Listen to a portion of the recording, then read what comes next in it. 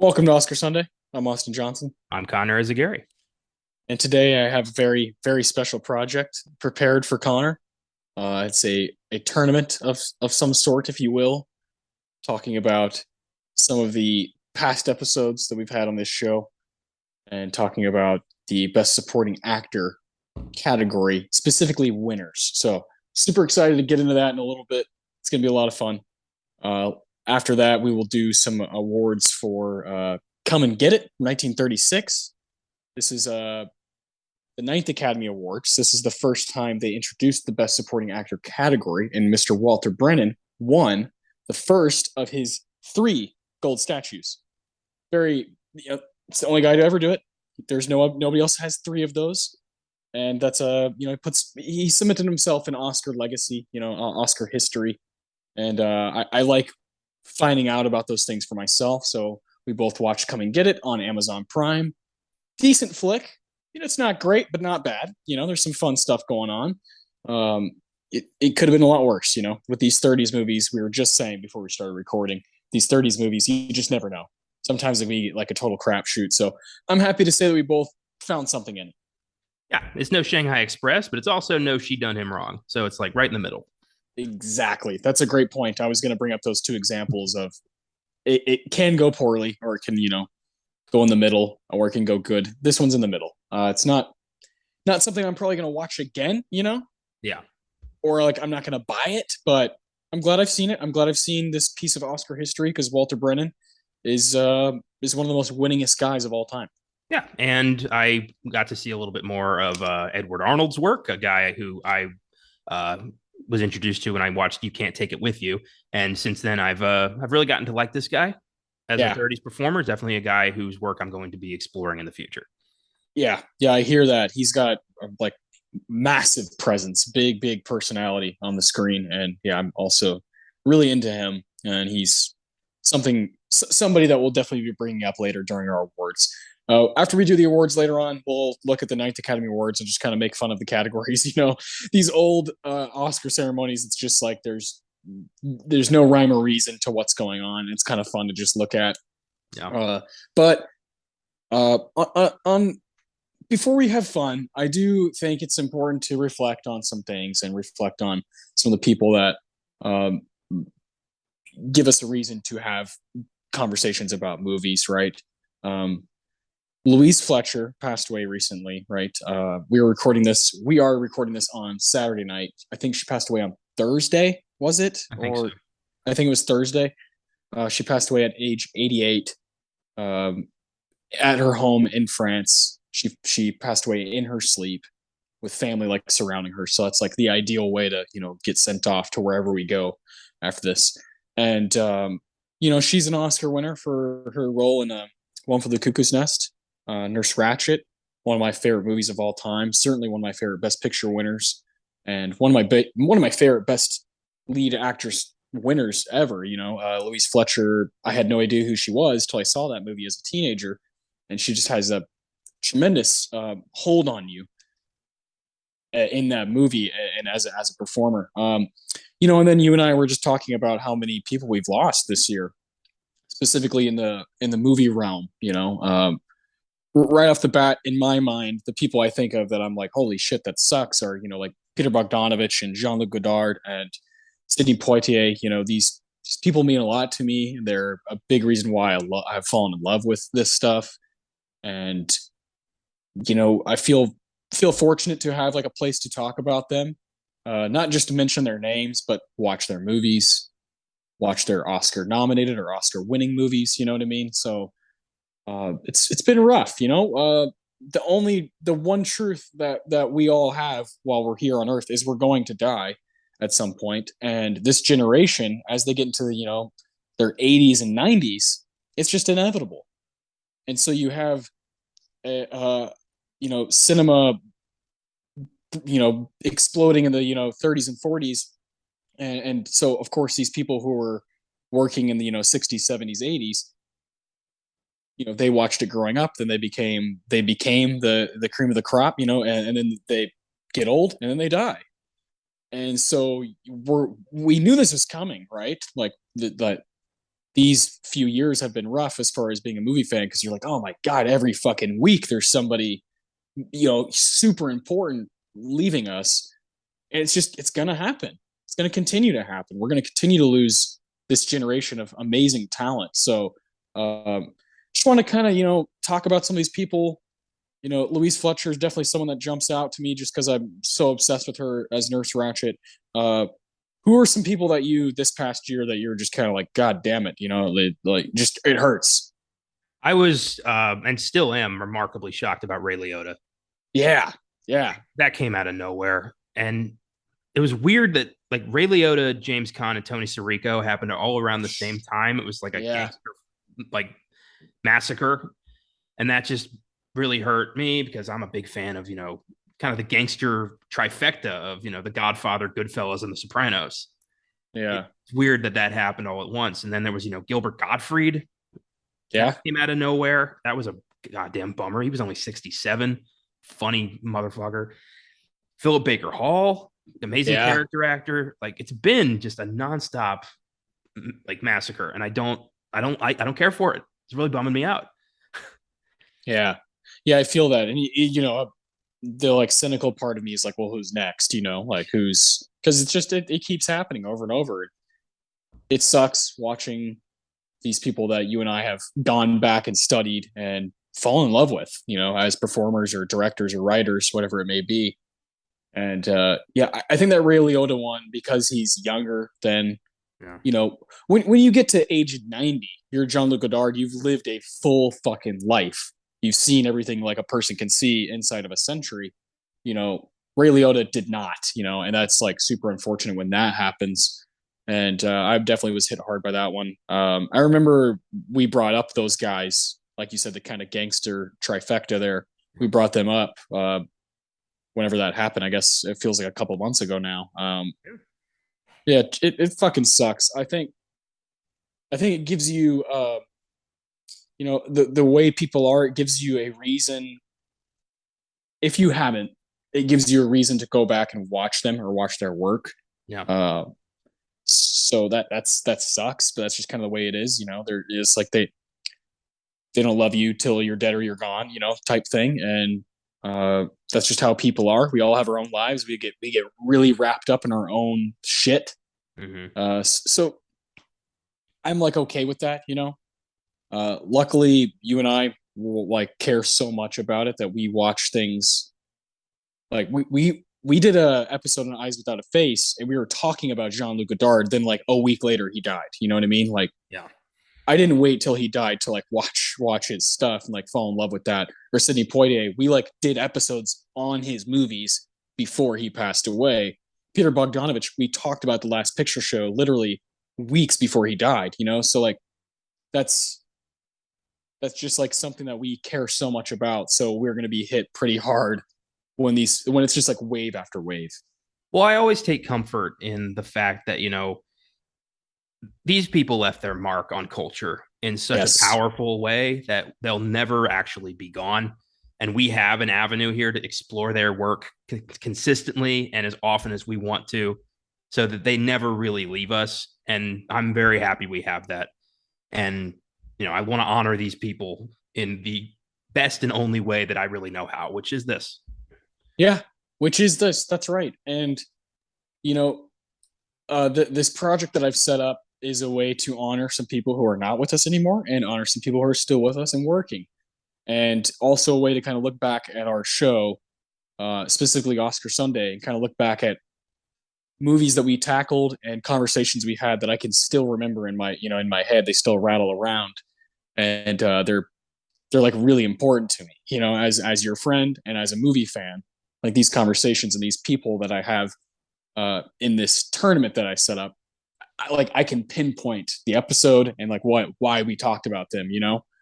So the best supporting actor category, you and I have always said that this and the best original screenplay are kind of like our two favorites, probably. Of course, we love best picture, we love best director, best actor. But there's something about a really good screenplay, and there's something about a heat check performance from a dude who just comes in and steals the movie that we both really, really like. Yeah, that's damn right. I love the, where the character actors shine and where original creative work shines. And those are just, that's my bread and butter. I always look forward to where those are going to go. Yeah. Yeah, me too. So this category, thank God, started at the Ninth Academy Awards, 1936. The ceremony was actually in 1937. So that's out of all the Oscars, out of all the ceremonies, that's 86 ceremonies. One guy, Mr. Walter Brennan, has won that award 3 times. It's just unprecedented. No one does it. Um, it's kind of amazing. Like that's the guy. That Walter Brennan is like the supporting actor goat. And then there's 7 people who have won it twice. This is a really really cool group of people. You have Mahershala Ali, who's done it very recently with Moonlight and Green Book. Michael Caine, who's done it with 2 roles that I don't really care for, even though I love Michael Caine. Hannah and Her Sisters and Cider House Rules. That's fine. But he's got better stuff. Yes. Melvin Douglas, he won for HUD and Being There, which are 2 movies I've seen just very recently. And man, HUD is awesome. It's so fucking good. I had no idea that I was gonna like it as much as I did. Anthony Quinn, it's a guy we both really really dig. We've talked about on this show before, and we will be talking about him very soon. Jason Robards won back to back, 1976 and 1977 for All the President's Men and Julia. Love that guy to death. Talk about his role in All the President's Men. Just fucking. He's the definition of he comes in and the movie changes, and from there on out, the way he puts his feet up on the desk as he's reading over, he's editing this, these columns and these articles that his writers are writing, and he's like, nah, not good enough. Get more fucking evidence, Peter Ustinov, he's another guy who won twice. I know you're a big fan of Spartacus, that guy's a legend. And the last one is Mr. Christoph Waltz, who won also recently for a couple Tarantino films, Bastards and Django Unchained. So that guy rules as well. That's a good list of motherfuckers right there. Yeah, that's 7 dudes I'll go to bat for, and most of them, I like what they did. I like the work they did, to get the win. Christoph Waltz deserved that shit. You know what I mean? Mahershala Ali is awesome in Moonlight and Green Book. Melvin Douglas, great stuff. Anthony Quinn, these guys deserve this stuff. So they're like, I get it. So you have the one guy winning 3 times, Walter Brennan, those 7 people winning 2 times, and then 69 guys have won the award once. That's a lot of people, a lot of history, a lot of movies to watch. And you think about all the people they beat, and you're like, there's an endless, catalog here of Oscar-nominated supporting actor, people that you could watch the movies that they're in and kind of see it for yourself.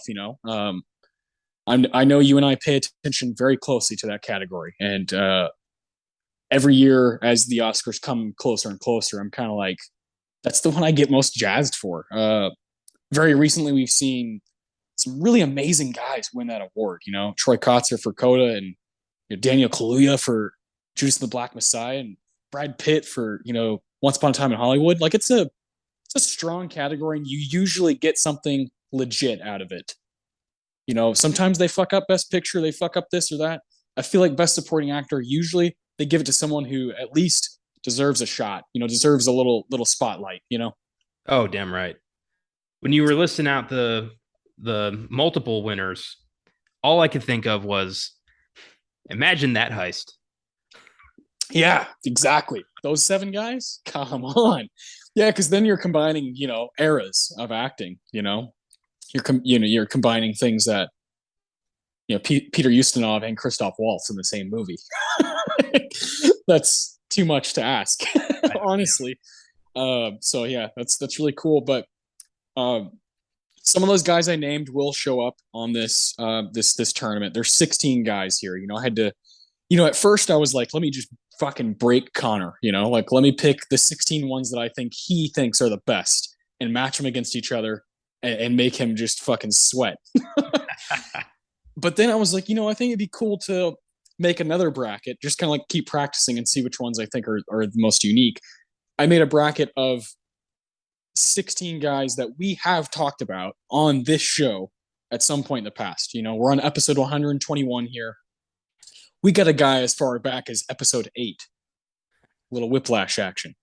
We got a guy we got a guy from, last week, you know what I mean? Like, with Mr. Benicio Del Toro from Traffic, Like we've got the whole show here in this bracket represented by supporting actors. That's amazing, man. That's so cool that you were able to put that together. That's really neat.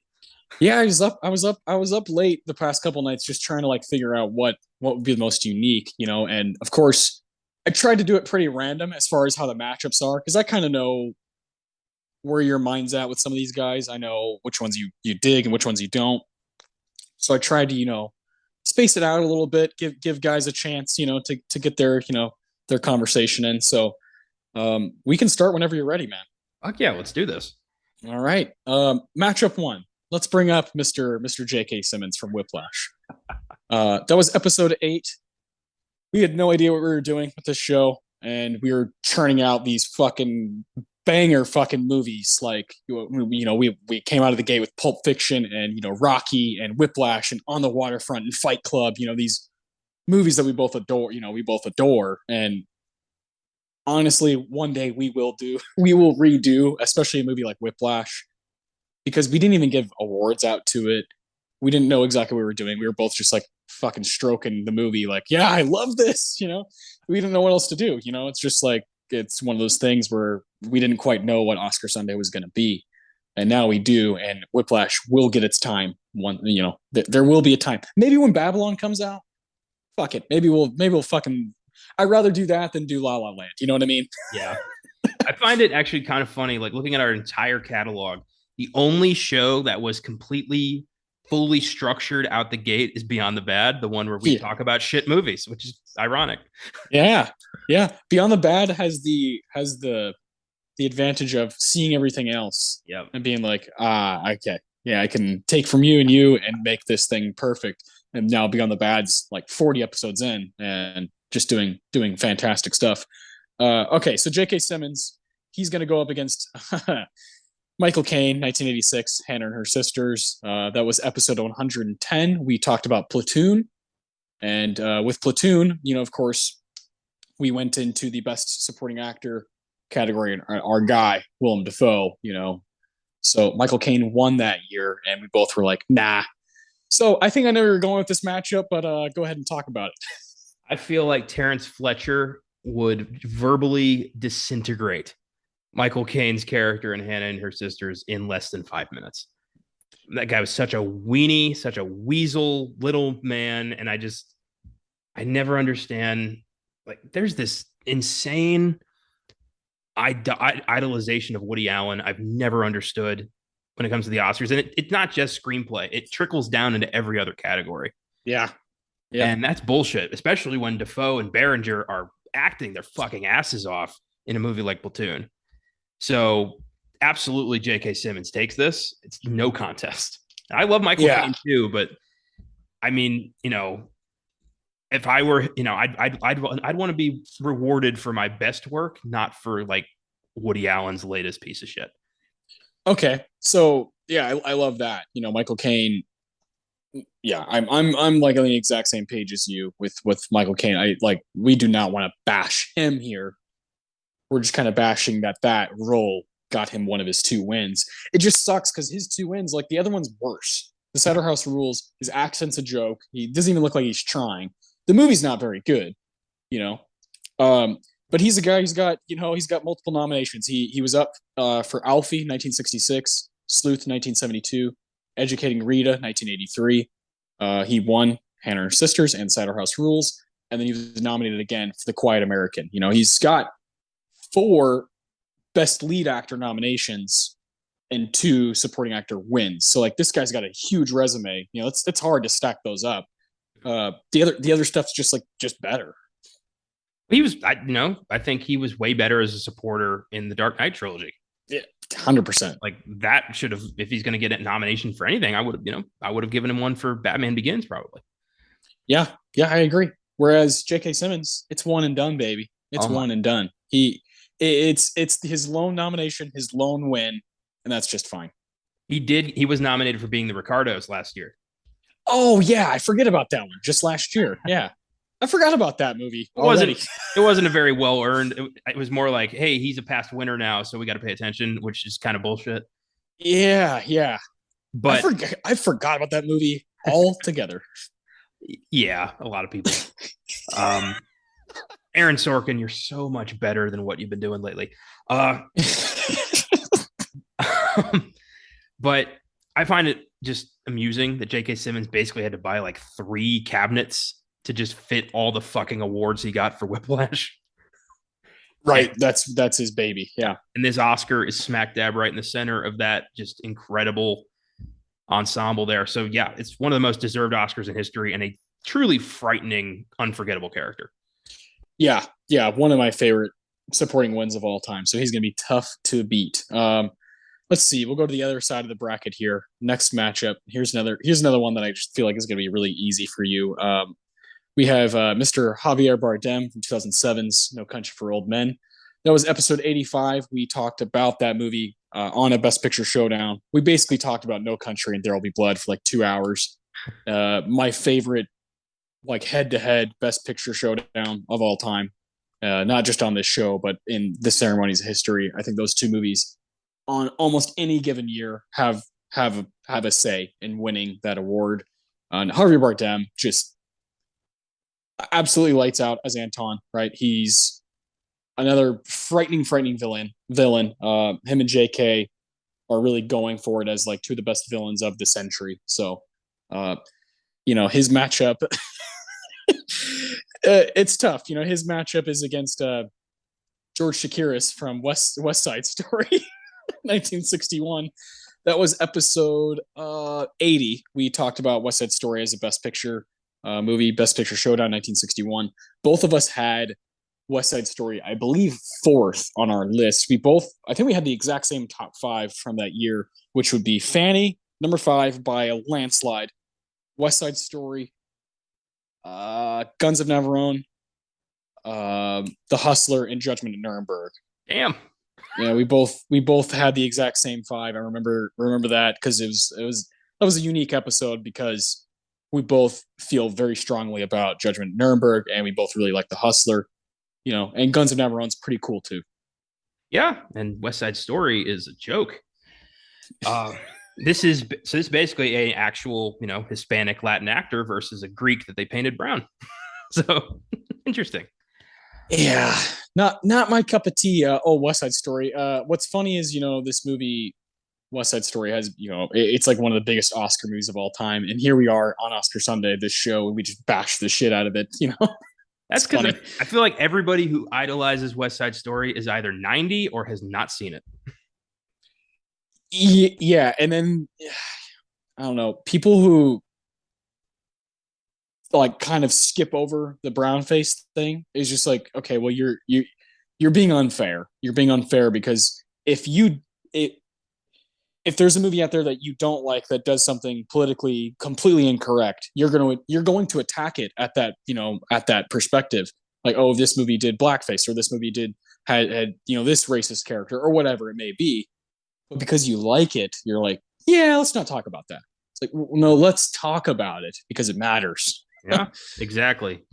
What's one thing I did respect about the remake is that they actually did use actual Puerto Rican characters or actors, and I respected that big time.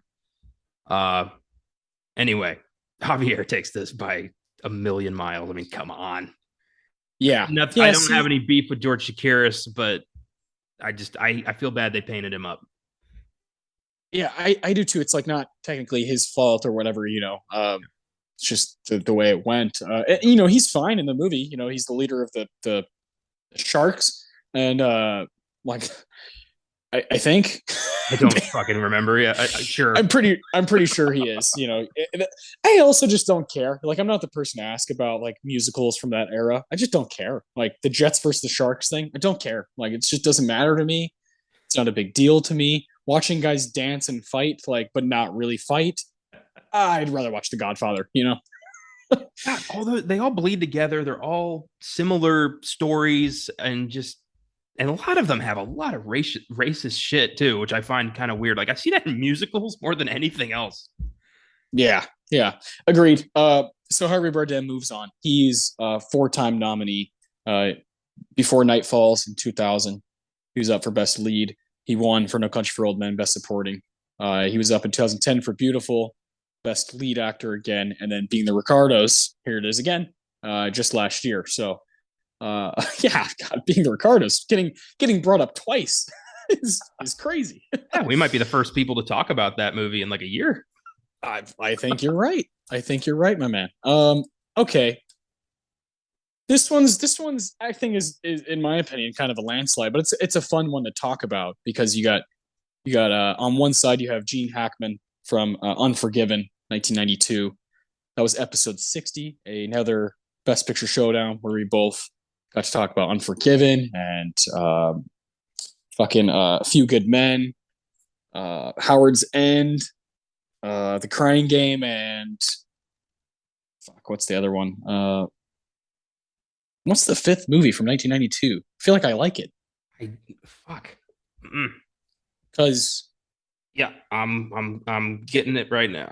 yeah, because I wasn't huge on The Crying Game. I thought Howard's End was fine. I really like, of course, I love A Few Good Men, and I like Unforgiven. Oh, A Scent of a Woman. Oh Scent of a fuck Woman. yeah, Scent of a Woman.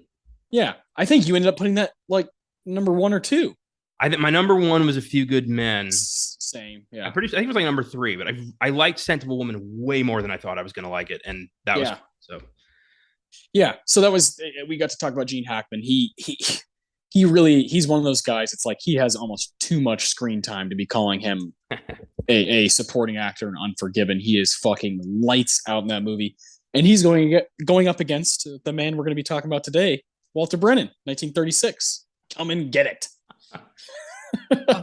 What was it? And that of course is episode 121, the episode we're doing today.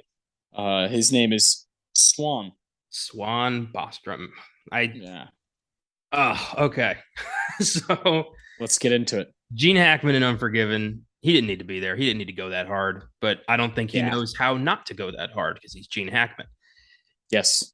Yeah, he's outshining almost everybody in that movie as this, scumbag crime boss who has a mix of good points from time to time. Yeah. Yeah, it's weird when your hero is a murderer and your bad guy's a crime lord. It's like, who the fuck am I supposed to root for here? That's the like coolest part of Unforgiven is that like weird storytelling that it does in your mind of warping you and kind of putting you into a trance of like I'm rooting for horrible people.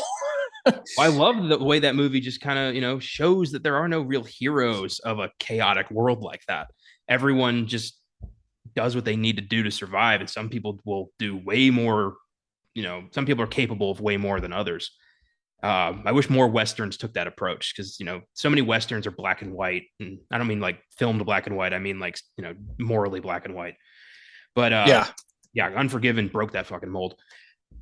Whereas Walter Brennan, this is my introduction to this guy, and I gotta say, the fuck,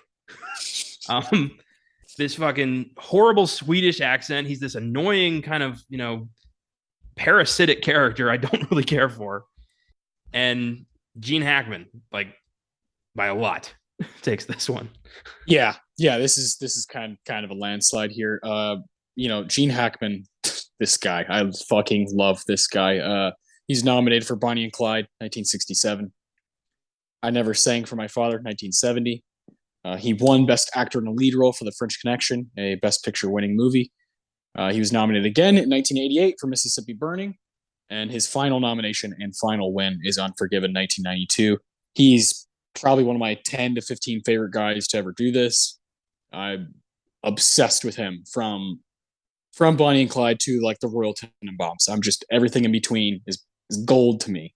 And Unforgiven, man, you put it best. He does not need to do what he's doing. Like he could have phoned it in and been like, I'm fucking Gene Hackman, but he's like, I'm gonna act my ass off.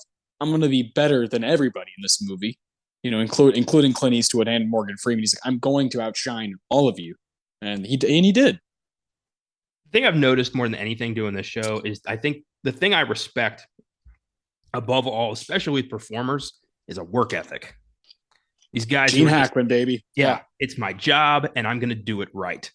Yeah. It's beautiful. Yeah, you still picking your feet in Poughkeepsie? Yeah, I love Gene Hackman. Any excuse I get to talk about him, I'm going to take. All right, here we go. Let's get a real one. Let's get a real matchup here in the first round. This would be Brad Pitt, Once Upon a Time in Hollywood 2019. We talked about him on episode 114 when we talked about Once Upon a Time in Hollywood. Great episode. Had a lot of fun there. I matched him up against someone that's just a couple episodes later. We did a little film called Coming Home, and Mr. Bruce Dern was up for Best Supporting Actor, and he lost to Christopher Walken, 1978's The Deer Hunter. Brad Pitt versus Christopher Walken is two of the coolest motherfuckers to ever do this. I had to put them against each other. Oh, that's a character actor match made in heaven. Oh man. Yeah. Oh, all right.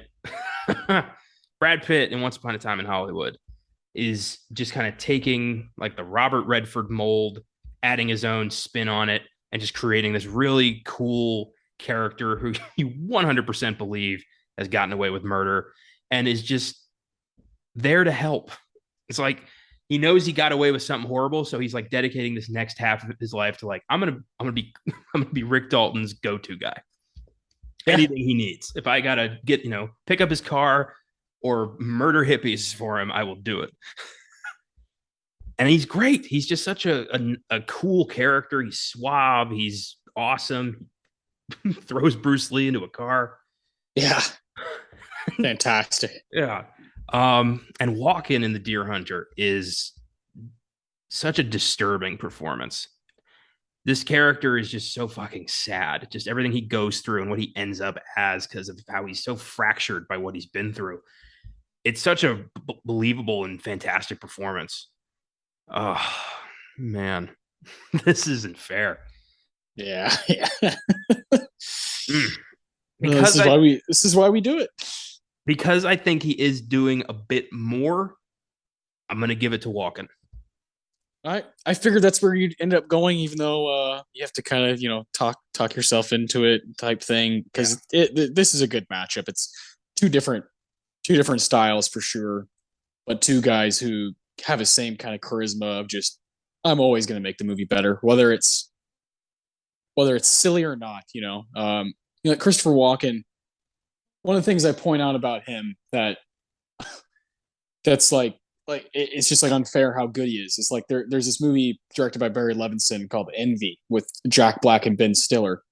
It has no business like being a real movie. But Christopher Walken is going for it so hard in that. You're just like, I can't help but, just keep looking at what this guy's doing as the J-Man. He has that. He makes Wedding Crashers like a good movie. like he is able to put himself in a lower position. Like I'm Christopher fucking Walken, but I'll do this, and I will make your movie better because of who I am, the charisma I have, and the gravitas I have. And Brad Pitt has a similar thing about him that no matter what, they're going to bring the heat. Well, Walken has been openly, he's talked about like the way he picks movies, and he just said like he doesn't turn anything down because he loves the process. He loves making movies. He loves doing this. So he'll take anything because he believes he finds value in every experience. And I love that kind of outlook on life. Just, anything you do is going to add something to your life. That's a great way to look at things. Yeah, I agree. I agree with that. I always think of Mouse Hunt with Walken. It's a movie about two brothers who inherit a house that has a mouse in it, and they try to get rid of the mouse, and chaos ensues. It's basically like a live action Tom and Jerry. But they hire an exterminator named Caesar, and Walken is the exterminator. He shows up in like battle garb, like ready to go to war with this mouse. It's like, you got to think like a mouse. You got to act like a mouse. And of course, this mouse fucks him up. But it is so funny, and he's so committed. Like he's like loudly lying to them, like, yeah, you got asbestos. Like, so the mouse doesn't get wise to why he's there. And the brothers start going along with it. And he's like, what are you doing? He's not listening anymore. It's so good. He doesn't need to go to commit as much as he does, but he does because that's who he is. Yeah, that is Walken. And I've always thought Walken has gotten kind of the shit end of the stick as far as the Oscars go. He's only got 2 nominations. He won for The Deer Hunter, and he was nominated for Catch Me If You Can. That's unfortunate. I think he's got more to offer. Brad Pitt, on the other hand, he's got a nice resume. He's nominated for 12 Monkeys, 1995, The Curious Case of Benjamin Button in 2008, Moneyball in 2011. He's technically a winner for 12 Years a Slave, winning Best Picture because he's one of the executive producers. He was nominated again, same thing, for The Big Short as an executive producer, and then he won his gold statue, his proper acting, performing gold statue for Once Upon a Time in Hollywood is Cliff Booth, but he is out of the tournament. That's awesome. Let's see. How about, okay, most of these are, I'd say, pretty tough. There's one left that I think you'll have an easy time with, so let's get that one out of the way, and we'll move on to these gritty matchups. These are two movies I really, really like, both from the 40s. Both movies we've talked about on pretty big episodes. So Walter Houston and Treasure of the Sierra Madre. We talked about him on episode 16, Hamlet. We did that as a Best Picture movie. We weren't doing the showdowns yet. We came back around in episode 87 and properly did the Treasure of the Sierra Madre. That was a birthday pick for me last year, or at the beginning of this year, sorry. And feels like so long ago. Jesus. Well, it is. It's 34 episodes ago. Measured time in podcasts now, so it's like me too. Yeah, me too. That was episode 87. We're on 121. Whoa. Walter Houston is lights out. Treasure of the Sierra Madre. Love him in that movie. The reason I think this is going to be easy is because he's going against Harold Russell from Best Years of Our Lives, 1946, episode 65, a Best Picture showdown. I really liked that movie, but I don't think you were as fond of it as I was. Yeah, that's I'm on an island with that one, but I don't care. I'm comfortable. Yeah, Walter Houston in Sierra Madre is just the ultimate prospector. Just oh, there's gold in them hills. Like, it's the perfect thing. Like, he's just inhabiting that role in a way I don't think anybody could. I love that, his son, John Huston, is directing him, and his acceptance speech is basically like, when my son told me he wanted to write, I said, write a good part for me. And he's like, thank you. Like, fucking beautiful. Yeah. Yeah. And he's just, he knows exactly what's going on and what's going to happen between him, Bogart, and the third guy whose name escapes me. And he's just waiting to see how this plays out. Like, he's got a contingency plan for all this because you feel like he's seen this happen so many times. He's seen the gold infect everybody he's ever worked with, and he's ready this time. It's great. And you just, you buy him. He's this like sage of the mountain. Yeah. And Harold Russell, I love that he won because he wasn't an actor. Yeah. He was just a guy. He was a vet who actually lost limbs in the war and was, selected because he represented the veterans of World War II. And he was really good. And they gave him an honorary award just as a thank you. Yeah. He fucking won Best Supporting Actor. Yeah, he got 2 statues. Yeah. That's awesome. But he's just, I'm glad he won. But Walter Houston is transforming here, and he's delivering just a memorable as hell performance in a movie that has just aged like a fine wine. So it's Walter Houston.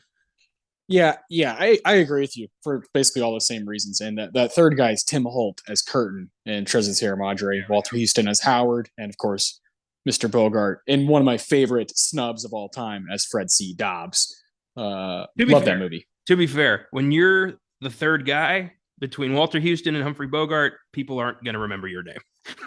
No, but I would have been okay with him getting a nomination. I thought he was great in that movie.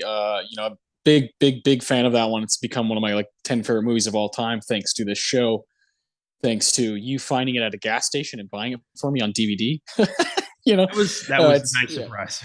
Yeah, it's a staple in my life and something that I've rewatched just in my own time for fun or watch clips of it. It just always gets me going. So yeah, Harold Russell, that's it for him because like you said, he's not an actor. He's a veteran, and that movie's so powerful because it's 1946. It's right after World War II, and just takes a different perspective on things with war movies, and I really respected it. I like that one a lot. Walter Houston, he won that award, of course, 1948, but he had 3 nominations before that. Dodsworth, 1936, All That Money Can Buy, 1941, and Yankee Doodle Dandy, 1942. Another movie we've covered on this episode, on this show. So yeah, Walter Houston's the man. His son is just as awesome. He really cool family. If you start reading about it, you're like, holy shit! It branches out to like things. Angelica Houston. There's different people. Jack. So really, really respect him. He's the man. So I'm glad he's moving on to the next round. All right, we got 3 more matchups here for the first round, and there are some bangers.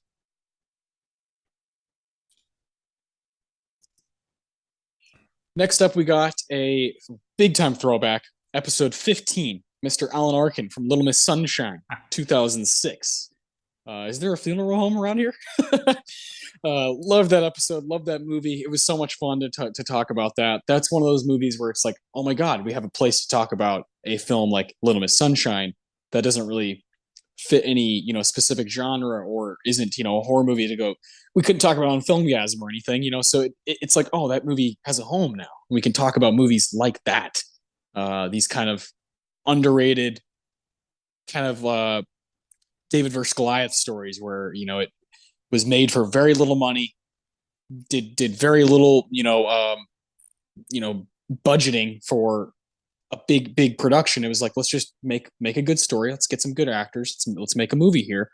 And then it was a hit at Sundance, got bought, and made shit tons of money and got Oscar nominations. And for Alan Arkin, a win. Super cool, and I love his performance as the grandpa. He's great. He's going against Ben Johnson, 1971. Last Picture Show, baby. Love that movie. We both responded to that one big time. I want to say, yeah, that was episode. I gotta think now. Episode 70, because that was the Best Picture Showdown for French Connection. Mm-hmm. We watched Last Picture Show, and we were like, "This is a good fucking movie." And this is one of those where after that happened, shortly after Peter Bogdanovich died, and we were like, damn, like we just talked about him, just talked about maybe his masterpiece, and Ben Johnson is nominated along with Jeff Bridges in that category, and both of them had an argument to win, right? They're both great. So I was like, I gotta throw this guy in there because we both responded so much to Last Picture Show. Yeah, you're right. I watched that, and I watched Paper Moon. Oh, pretty close to each other, and so good. Yeah. God, I love Alan Arkin and Little Miss Sunshine. Yeah, me too. Just this crotchety old grandpa who doesn't give a fuck, but is really trying to make sure his granddaughter gets the right kind of life advice. Yeah. Yeah, and then just them refusing to end their trip when he croaks, and then just packing the body up and hoping they can deal with that when this is over. That's what he would have wanted. Yeah. It really is. That's the weirdest part. It's like these are exactly his wishes. Yeah. It's true. Yeah. I love when he's like talking to Paul Dano and he's like, "Are you fucking?" And Paul Dano's like, "What?" He's like, Paul Dano's like 16. And he's like, "Are you fucking?" Like, that's when you got to get the good stuff. He's like, oh my God, when I was your age, I was fucking all the time. He's like, and then little Olive, Abigail Breslin, she has her headphones on, and they're like, "Yo, you can't be talking like that around her." And he's like, "She can't hear a fucking thing." And he's like, "Olive, I'll give you $100,000. And then she like finally takes him off and is like, "What are y'all talking about?" "Politics." Alan Arkin is lights out in that movie. I love our introduction to him is like the dinner table, and he's like, "Again with the fucking chicken, always with the goddamn chicken." It's right there. You're like, oh, this is the kind of guy he is. Oh man, yeah, he's fucking wonderful. Oh, yeah. And Ben Johnson in the Last Picture Show, he was good. I responded more to Jeff Bridges. I liked that part of the story more. It was a very interesting film, a very ambitious film that showed a side of teenage life in America that I'd never seen before, which was really cool. It's like American Graffiti, like mixed with a little like Fast Times at Ridgemont High. Mm-hmm. And yeah, Bogdanovich was just a brilliant, like he was so good at showing like the humanity inside of the propaganda. And Yeah. that is really cool. And he was, Dr. Melfi's therapist in The Sopranos for some reason. Like, why not? Yeah. So yeah, I'm gonna go with Alan Arkin just because I like the character so much more, and I think he deserved it a little bit more. But The Last Picture Show is a really really good movie. Yeah, and what's super cool about Ben Johnson is he was a stuntman and a double before becoming, his own actor, right? Like he was the guys he doubled for and did stunts for was like John Wayne and Gary Cooper and James Stewart.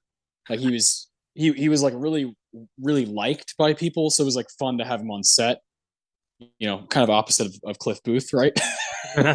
he was a guy people like really liked to work with, even if he was just there. And so it's cool to see him get this role as Sam the Lion in the Boss Picture Show and win. It's kind of like an underdog story. Like, oh, here's this guy who got his chance and he fucking took it. Like I respond to that, but I'm also with you that I think Bridges probably deserved the win just a little bit more.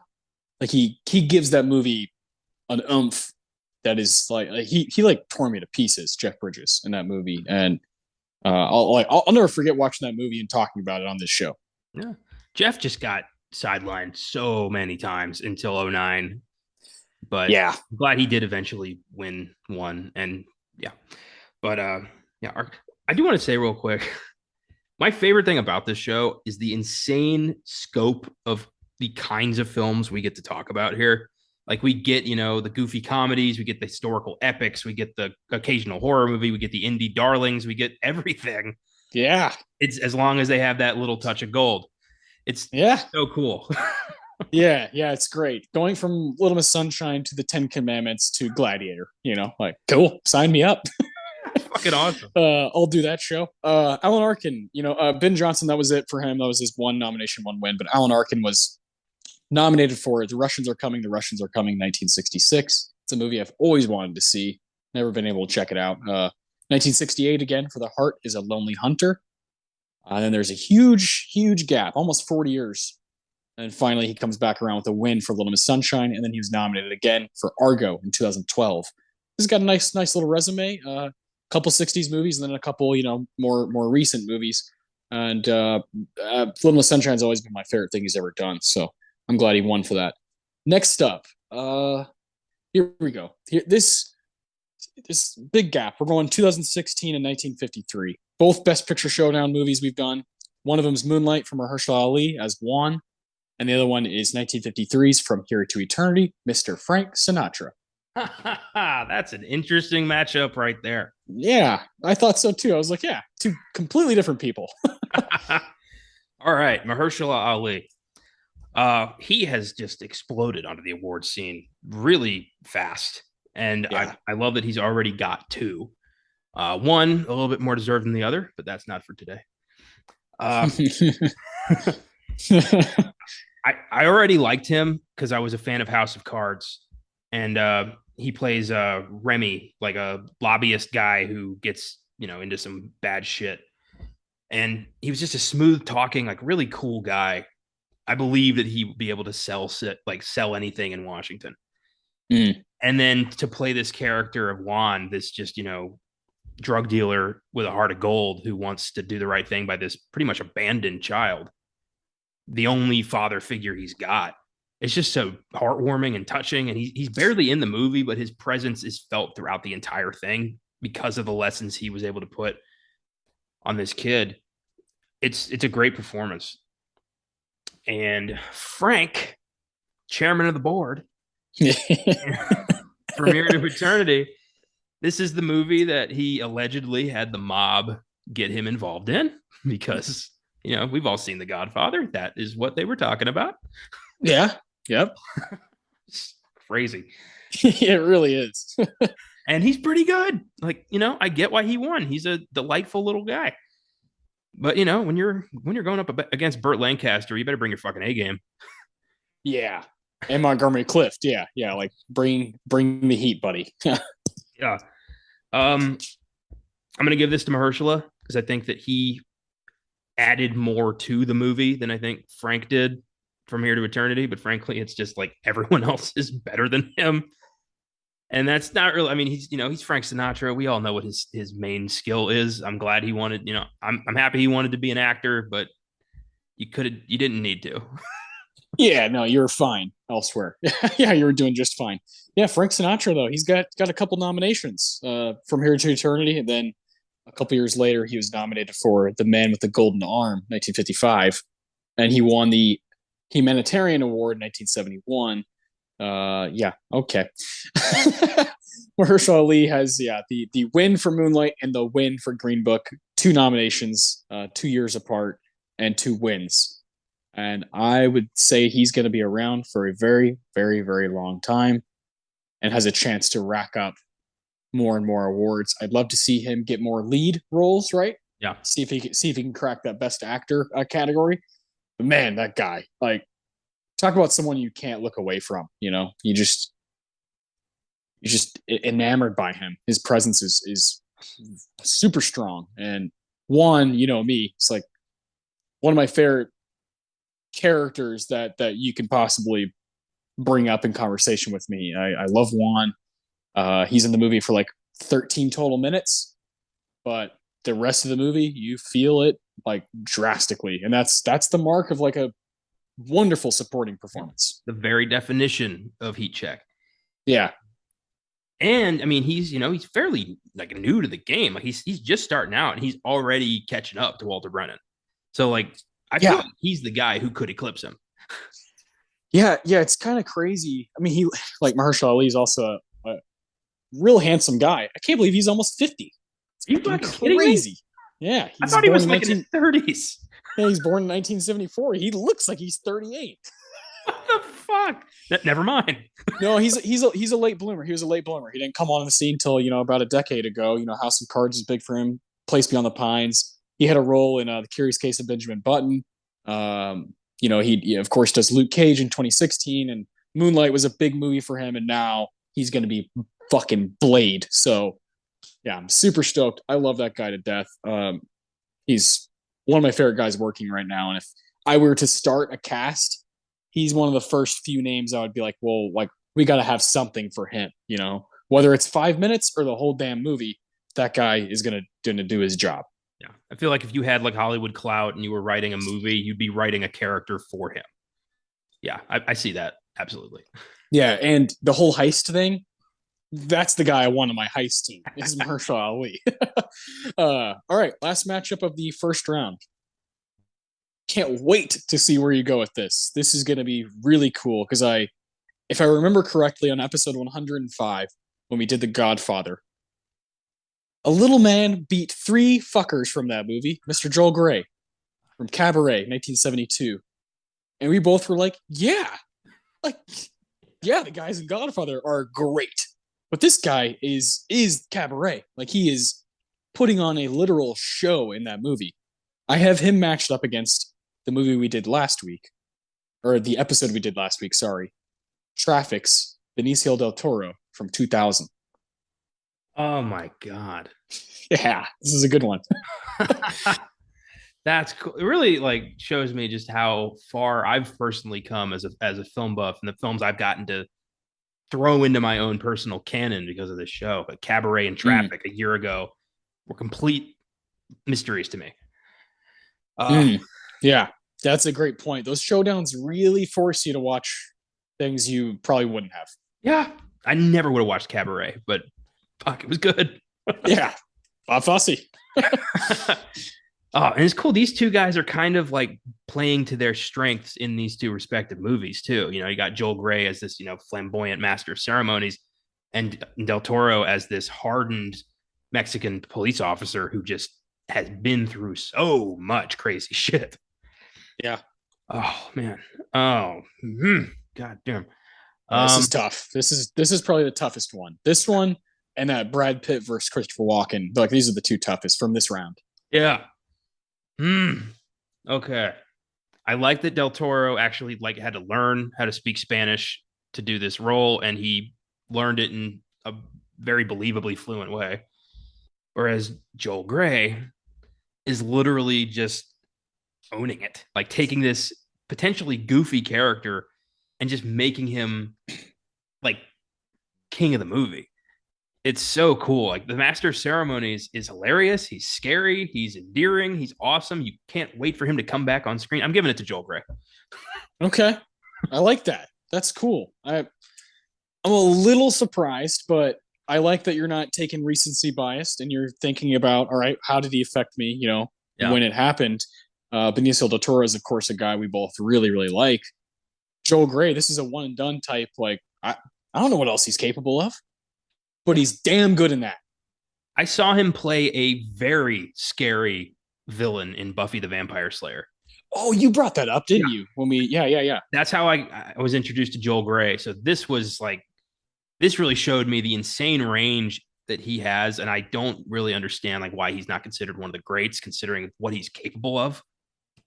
And Del Toro, I know he's awesome. I knew I was gonna like him in Traffic. He's ass, but it's not really anything new to me. Yeah. Okay. Yeah, he's been doing that for like 20 years now. Yeah. And that's fine, I love it. If it's not broke, don't fix it. Yeah, like Sicario. He's like, that's like one of my favorite performances of the past, of the 2010s. All right, so Joel Grey, that's his one win, one nomination. Benicio Del Toro won for Traffic and then was nominated again a couple years later, or 3 years later for 21 Grams. So, I think the Academy was like, all right, man, we get it. You're Del Toro. You can do this for the rest of your life if you want, but we're not going to keep nominating you because you're kind of doing the same thing. Did you know Benicio Del Toro is one of only 5 Hispanic actors to actually win an Oscar? Yeah, it's a goddamn shame. Mm-hmm. Goddamn shame. It's insane. Doing a lot of upsetting research lately. Yeah, that's super upsetting. I'm glad he's one of them, but there should be more. It's that kind of thing. Be grateful for it, but also want more. Mm-hmm. Exactly. Okay. We knocked off some heavy hitters here in the first round. Michael Caine's gone. Benicio Del Toro's gone. Harold Russell's gone. Brad Pitt's gone. Walter Brennan's gone. Frank Sinatra is gone. Ben Johnson and George Chakiris. Okay. All right. We're on to the next round here. Let's get it going. How about Walter Houston versus Christopher Walken?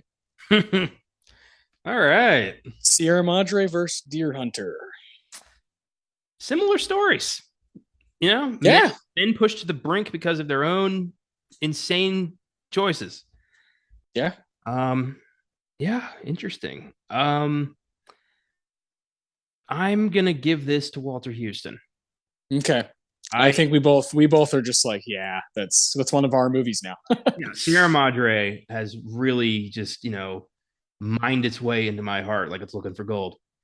And I'll never forget it. I just love this guy who's like, constantly with this little smirk of like, yeah, you sure about that? Like kind of like he's not going to act, but he's going to take some precautions for himself. And then even in the end, when it all goes to shit, he's like, well, time to find another mountain. Like, he's not living for gold. He's living for the hunt. Yeah. I like that. I can respect that. Yes, the journey takes Howard where it needs to go. Yeah, I love his character. I love when he just kind of relishes in when all the people start like treating him like he's a fucking mayor of their city. He's like, I'm gonna eat this up. Like they're giving me free food. I got my own horse now. Like fuck it, let's go. He's just a jolly old man. But his stuff, my favorite stuff from him is at the beginning of the movie, the foreshadowing that he's just speaking into existence. Yet, these two guys, Curtin and Dobbs, they're like, we need money bad. And so we're going to do whatever it takes to do that. And it sounds like this old man might be crazy enough. And he's just like, you sure you want to do this? Like, it's a hard life. Gold changes a man. I've seen it. It's yeah. Good. And they were like, oh no, that won't happen to us. And Dobbs is like, I'm a straight and narrow fella. And then, a week later, he's like, I'm going to kill all of you if you even look at my gold. He's been through this shit. I love that. Yeah. It's fantastic. So Christopher Walken, good performance here, but you just got beat. Okay, well, we're gonna go right back to Joel Grey, 1972. He's up against J.K. Simmons. I mean, come on. I can only imagine the creative insults Fletcher would have for the Master of Ceremonies. Yeah, don't want to repeat him here. No, oh my god. Uh, uh, yeah, this is interesting. I I have such loyalty to J.K. Simmons and Whiplash. It's just such an incredible, transformative, evil fucking performance. I can't I can't fault yeah, it. yeah. No, I'm with you. I'm with you, man. You know, he's one of the guys. He's one of like I don't know, maybe 4 or 5 out of these performances where I was like, he's going to be in this bracket no matter what the fuck happens because I know we both respect him so much. I was toying with like Christoph Waltz and Bastards and Heath Ledger in The Dark Knight. You know what I mean? Like those ones that I know that will like break you. I was like, Simmons has to be here. We talked about Whiplash on an episode. It's part of canon for our show, and even if he wasn't, like we got to have him here. He's the one that we both agree on more than anybody. From this category. Yeah, exactly. You're damn right. And that movie is the gift that keeps on giving. Every time I watch it, I can't do anything else. Like it is now. I'm so tuned in. I'm just like laser focused. It's so mesmerizing. Yeah, I actually watched the short the other day, and I was like the same. I was the same because he's playing Fletcher. Miles Teller's not in it. It's a guy named Johnny Simmons playing the actual drummer. But it's still J.K. Simmons like 100 miles per hour going for it, and I was just like, that just stole 15 minutes from me, like, and I have no idea where it went. And that's one of my favorite things about like entertainment and movies is when you get so distracted by it that the rest of your life becomes just so secondary. It's like, wow, it's really, really powerful. Those moments are so few and far between, but when they grab you, it's like being touched by an angel. It's an amazing moment where you're just like existing. It's fucking beautiful. And Yeah, I long for those moments.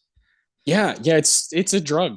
Like a total drug that you like keep chasing. You're like, maybe this will give me it. Maybe this will give me it. Maybe. And it just, yeah, like you said, it's like one out of every maybe 50 movies that we watch that like really does that to you. But when it does, you're like, wow, like I have no idea where the past 2 hours went, and I don't care. It doesn't matter. So Whiplash does that. It's done that for me like 15 times since it came out. It's an 8-year-old movie, but it's a movie I try to watch a couple times a year just because of that drug. I know I'm gonna get a good hit when I go to Whiplash.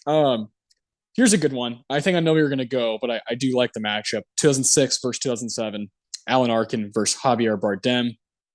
I mean, this is super evil motherfucker. Murdering everybody in his path. And Alan Arkin, who's like this grandpa who does cocaine, but also loves his granddaughter. I don't know why, but I feel like Arkin in Little Miss Sunshine is the only guy who could actually get away from Anton Chigurh. Just by like waltzing, yeah. Well, He'd figure something out. He'd just be like, like fuck off. I don't want to buy anything, or just like just completely dismiss him. I don't. I would love to watch a short film of that.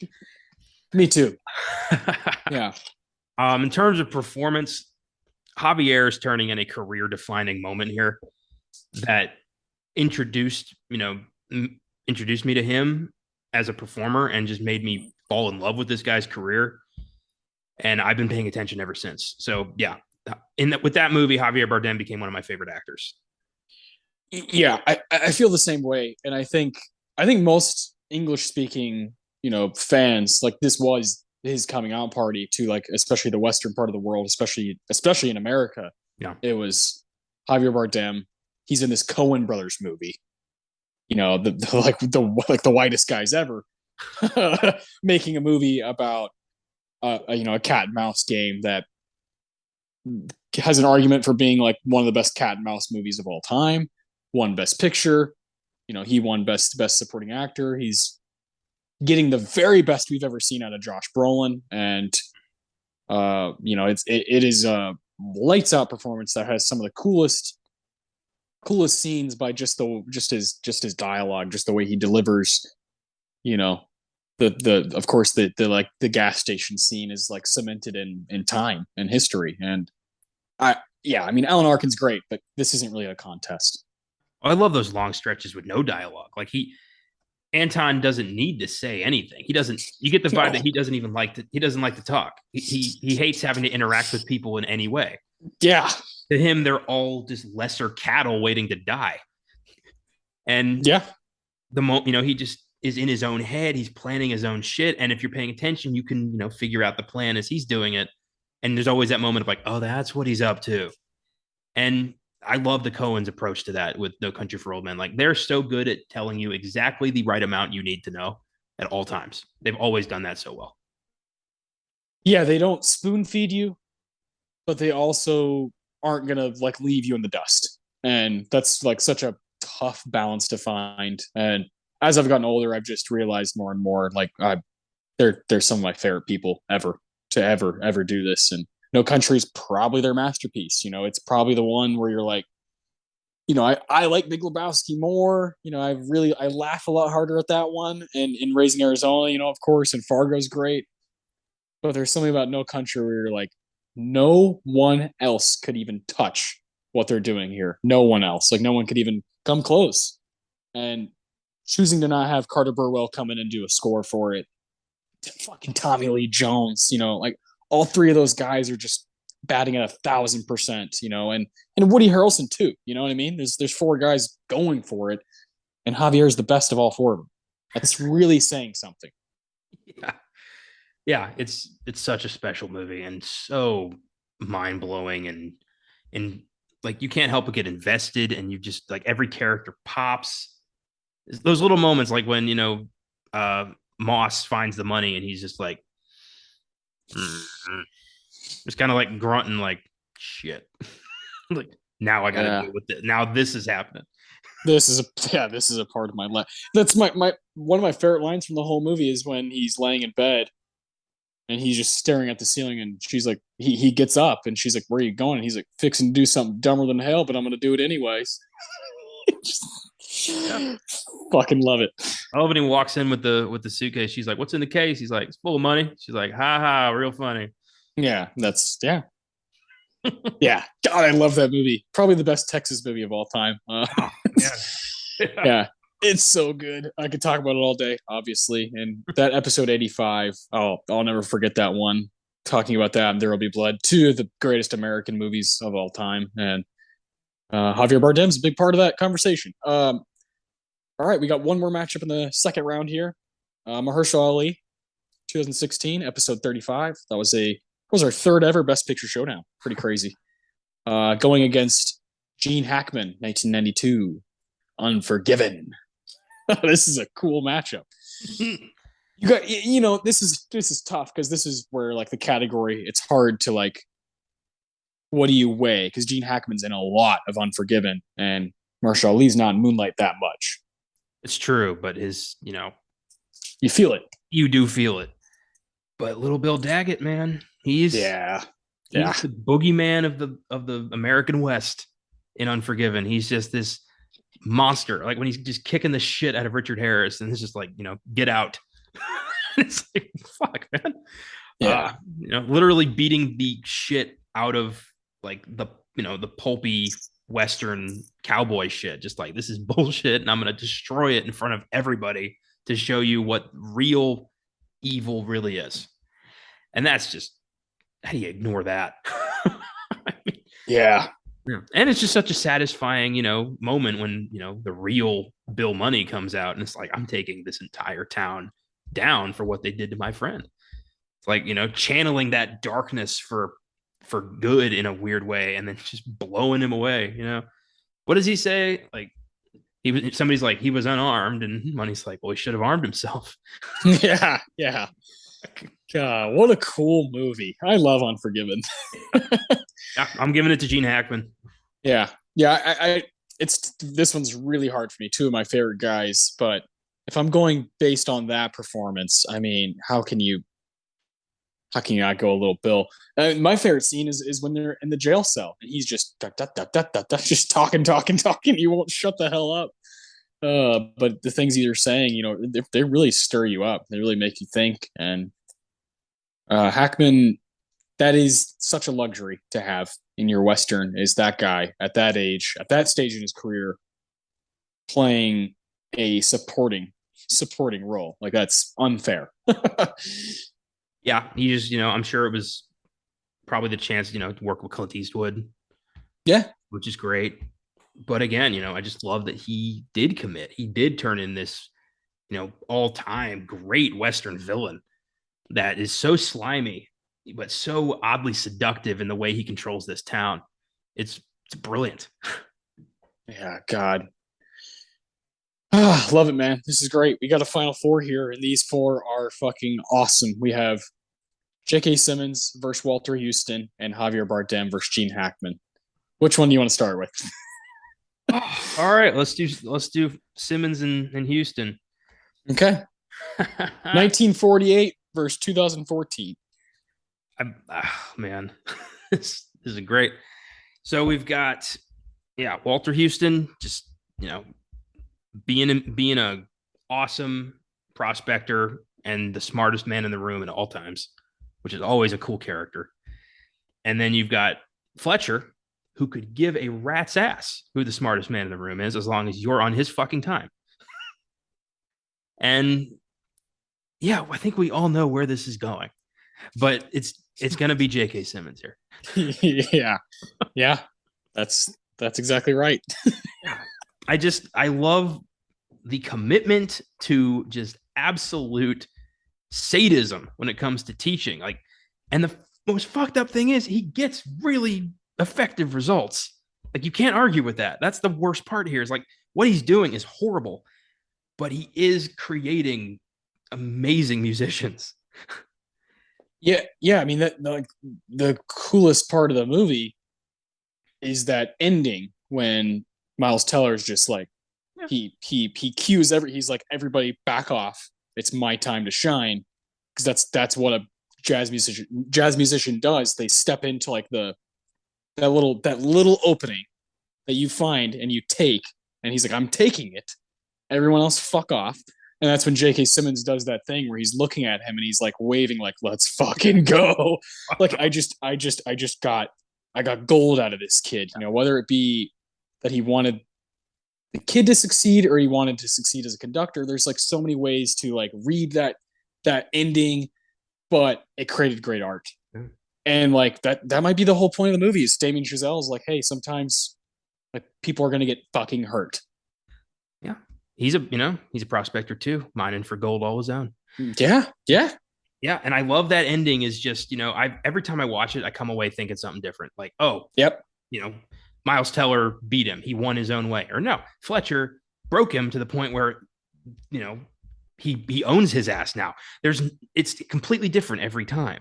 It's so good. Miles Teller, Chazelle is basically, I think he's saying, art's fucking scary, and if you can't hack it, get the fuck out of here. Yeah, it's hard. It's gonna be hard. Yeah, scary. Yeah, it's terrifying. But you got to be able to roll with the punches, and those punches are gonna fucking hurt. Yeah, gotta have pretty thick skin. I love that moment when we were just talking about when JK's like, come on, let's hear it. I love when you go to Paul Reiser. Yeah, you see his face like through the door, and he's like, is that my kid? Like, I had no idea. He's almost frightened. He's like, what is that? Yeah. What is that machine that's on the drum kit right now? So few people on earth or in history have that kind of passion for anything. And to witness that is truly special. Yeah. Straight up. Totally. God, what a movie. That's, the best part about this is we have Whiplash, Treasures of the Sierra Madre, No Country for Old Men, and Unforgiven. I love these movies. I love it. All right, Javier Bardem versus Gene Hackman. Oh, that's a Western. That's a bad one I'd like to see. Yeah. The Old West versus the New West. Nice. Eastwood versus the Coens. Goddamn. Oh yeah, Jesus! I didn't even think about it that way. 2 Best Picture winners. Yeah. Damn, man. Oh, geez. 2 incredible villains, conquering in their own way. Uh, yeah, I gotta go with my tried and true loyalty. This goes to Javier. Javier Bardem. Yes, I had a feeling. I had a feeling this is the way it was going to go. Yeah, you got You two. know, This is two devils competing for the top spot here. yeah. In my opinion, it's kind of like it's coin. It's funny. It's a coin toss uh, between these two. I don't see a wrong answer. It's really just what you prefer, which movie, which role. They both mean a hell of a lot to each film. They're both churning out, just great work. There's not really a dull moment in either movie, especially when they're on the screen. So, all right, pick your poison, my man. J.K. Simmons as Terrence Fletcher versus Javier Bardem as Anton Chigurh. Yes. God, that is a match made in hell. Yeah, no thanks. I do not want to be the third guy in that room. No, man. Oh boy. You're either gonna get that air cannon through the head or you're gonna get a symbol thrown at you. Either one. Oh boy. Yeah, this is powerful. No Country. I watched that for the first time when I was I was about midway through the Coen's work. I was in Maryland and my uncle was like, this movie came out. It's awesome. You got to see this. I think, but yeah. And I was like, okay. And I watched it and I couldn't look away. I was just like, this is crazy. I don't know what's going to happen here. I don't know. Like, what? The hero's dead? Like, what? Are you kidding me? Anton's getting away? What the shit? And it's just like, it breaks all conventions and leaves you hanging in the best way because it's not what's supposed to happen. The devil is not supposed to escape. Yeah. It's great. But then, Whiplash, when I saw that, I hadn't watched a trailer. I had no idea what to expect with Whiplash. I just remember people saying like, this is really good. And so I went and holy hell, I was just like enamored. I'm like, this is evil and scary, but holy shit, do I want to learn how to play the drums? Yeah. And yeah, Whiplash has just become such an important part of like my film canon, of this show, of just the best that the past decade had to offer. It thrust J.K. Simmons into a spotlight he always deserved. And it gave Damien Chazelle a chance to have a really exciting, cool career that is continuing this fall with Babylon. So it goes to J.K. Simmons. Beautiful. Beautiful. J.K. is the winner of our Oscar Sunday Best Supporting Actor Winners Tournament. Very cool. That was a blast. I kind of knew what the outcome was going to be because I know you. You know me at all. It was no surprise. You know what? Just like Howard and Church of Sierra Madre, it's all about the journey, baby. It's all about the hunt, that discovery and getting from point A to point B. The space between the notes. I had fun listening to you talk about all these people. That was really cool. And I, like Howard, I cannot wait for the next mountain. Exactly. There will be another bracket one day. We've done this like 3 or 4 times now on this show. It's been a long time though, and I kind of forgot how cool it was to just kind of lay everything out there and look back on our show and also get to talk about these guys that we're obsessed with. Good shit. Good shit. You know, the funny thing is I was hoping Walter Brennan's performance in Come and Get It would like have something to say, Yeah. Doesn't really cut it. Doesn't really... No, I honestly, I don't think this a lot when I see movies, but this was a situation where I'm like, I feel like I could have done that. Yes. I don't even know how to act, but I can do a fake Swedish accent and act like a lumberjack for a while. It's like, I don't think I'd get an Oscar. Probably not, right? Yeah, I don't really understand, and this guy won 3, so now I'm like, okay, do I need to see The Westerner? Do I need to see these other movies now that he won for, or am I okay? The Westerner, I think that's Gary Cooper. So I think that would be a fun one. Yeah, regardless of what Walter Brennan's doing. I mean, we love Gary Cooper, so I hope the Swedish thing's not something he just committed to for most of his career, and he's just randomly a Swede in every movie, because that would irritate me. Yeah, that would suck. that would not be fun. I just kept thinking of Mac as the Swedish plumber. I am a Swedish plumber. I come to fix your pipes. Oh, dude. I meant to tell you this most recent episode of Welcome to Wrexham, um, with of course Rob and Ryan Reynolds. Um, Episode 9, I think there's gonna be a lot. Like the season, they filmed a lot of stuff, but they finally in this episode fly to Wales to watch their team play after they've owned them for like almost a year because of COVID and because of different things that were going on. Um, limited limited fans at the games, and also Ryan Reynolds is like, I'm kind of busy, and Rob's like, I can go. It's very funny watching those two guys, but man, watching them to walk onto the field, because they went there for like a week. They went to Wrexham, into Wales, and they got honored by different different groups of people, and people were chanting their names. They're like, we have Deadpool, we have Deadpool. And watching them get there, and like one of the first things they do is they tour the stadium that they've been paying for, and that they've been trying to basically they're trying to grow the club, because that's what you're supposed to do when you buy something. You're trying to make it bigger, and they put new seats in and put new grass into the field.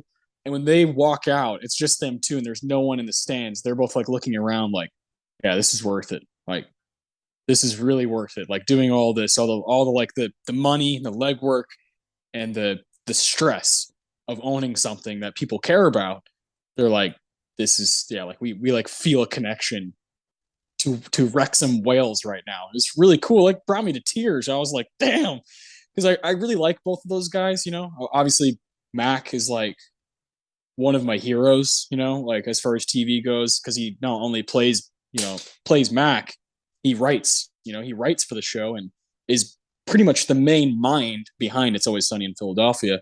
So watching him kind of in his own life, in his real life, and like how passionate he is about it, is like chilling. It's really, really cool. I like that show more than I thought I would, and all because of the Swedish plumber thing. It made me kind of rehab those thoughts. That's great. I'm glad Walter Brennan could do that for us. Yeah, yeah. Thanks, Walter Brennan. I wish you were better and come and get it. But we do need to do some awards for the movie. We watched it. We picked awards. Mine are kind of like funny. Yeah. Like my Tarantino, for example, is very silly. Goes along the lines of Walter Brennan's weird accent. So we have that Tarantino, the Ennio Morricone Award for the score, which is just fine. There's some cute music moments. It's pretty run in the mill. The Philip Seymour Hoffman Award for the best performance. In my opinion, there's kind of one person at the forefront for that one, but we'll see what you think. And then the Roger Deakins Award for the best scene of the movie. So take it away with your Tarantino whenever you're ready. All right. Yeah, this was Barney Glasgow says a lot of gems in this boisterous lumberjack tycoon who has, I mean, we all, the heart wants what the heart wants, but come on. Yeah. Yeah. Jesus Christ. There's no way to excuse this one. No. But I went with the kind of like one of the sources of the film's title. It's when Barney's trying to argue about buying all this land at the beginning of the movie, and I keep forgetting Walter Brennan's character's name. Swan. I keep wanting to say Salt, and I know that's not right. But he's like, that's illegal. And Barney's like, yeah, okay, but who wouldn't pick up $1 million lying at their feet yelling, come and get it? Like, wow, you're a greedy son of a bitch, aren't you? Yes, he is. That's what I went with. Yeah. The way "come and get it" is used is funny through the movie. Like clever. That's the title of the film. You're gonna bring it in here. Edward Arnold is doing his best, right? He's going for it as Barney, and he does some. He's a big fella, broad shoulders, really fills out the full 3-piece suit that he wears. And I think he looks great. I think it's awesome, and I like when he kind of raises his voice and kind of gets like kind of into it, those are my favorite moments of the movie. Where it's like if he's like feeling it, the movie is benefiting from it. And when he says "come and get it," it's great. Just come and get it before we Yeah. send it to the dogs. There's like Jesus. Every time he says "come and get it," I keep picturing Dark Helmet and Spaceballs turning to the camera and being like, "Everybody got that?" Yeah. Yes. Yeah. Yeah. Your audience is stupid. To go with Swan, my guy Swan, Walter Brennan, my Tarantino, because it made me literally. I had to rewind it. I was like, "What the fuck did he just say?" And I was in my bedroom and Brianna was asleep, and I think I woke her up because I was just like cackling like a child. It's when he yells "Yumpin' Yemeni." I was like, "Wait, whoa! Was that in a movie that won him an Oscar?" Like Yumpin' Yemeni, and that's his stupid Swedish accent. It made me laugh. I was like, I don't know what else to choose for the Tarantino. It's not the strongest screenplay of all time. So I went with something that made me laugh. It made me feel something. That is such a weird decision. Like, Yeah, did he do any research? Like, did he look up any? Like, did he go talk to any Swedes and see like doubt it. how do you do your dialect, or was he just like hello, yellow? Okay, I got it. It's like what? But yeah, he sounds like Chekhov in Star Trek. It's weird. Yeah, it's like Mac and It's Always Sunny. It's like the same thing. Like, just what? No research. No, like that. You sound terrible. Unreal. I did have a runner up, and it's again early on in the movie because I started to realize like, oh, this is one of those movies. So I started to kind of like think like, all right, maybe I can knock this out early and just zone out for the rest of this thing. But then it ended up not happening. Um, some movies I'm like, let's get this over with so I can just not think about this anymore. Isn't this? That's exactly how I feel. Oh man, that's great. Like I don't know. I don't. It's not a horrible movie. We're not trying to shit on it, but I don't really recommend it. Like to the general movie person, like it's old as dirt, and it's like not one of the gems from that decade. Yeah. It's just not. There's a weird moment where it randomly drops like a version of the N word that's like, why even say that? Yeah. I was like, oh Jesus. Got it. But I did have a runner up early on where Barney Glasgow gets introduced, and he says something about like, I don't know, he stands up for a little guy who gets like knocked over, and these three big guys like go to attack him, and Barney's like, now listen, boys, don't start anything you can't finish. You may be sorry. And then he like fake attacks all these guys and knocks them all down with one punch. And they're like, yeah, Barney, aren't you awesome? And I'm like, what is this? Barney's the sheriff in town. Yeah. And he owns he's like the boss, and then he's the owner, and then he's like the partner. He's like Lionel Barrymore and James Stewart in It's a Wonderful Life in like the same person. Yeah. Just all empowering. Yeah. You can't stop Barney. Yeah, it's weird. And there is like no comeuppance or no like moment of reflection. He's very much like, I am gonna bang that young woman who looks exactly like the woman that I let get away. Yeah, and her name is like Lotta. Yeah, both times. And I was thinking, I kept thinking of course, Austin Powers, like when a lotta vagina. I was like, Jesus, I can't focus. Can't focus on this goddamn movie. That's fantastic. Is there a part of the score that jumped out to you, or a music moment? There actually was. Okay. So I guess to show off what they were capable of doing in 1936, I noticed a lot of films in the 30s are like, look what regular life looks like. And also there's a movie. But they really go hard on the logging scenes to show how logging is done in 1936 in I think Wisconsin.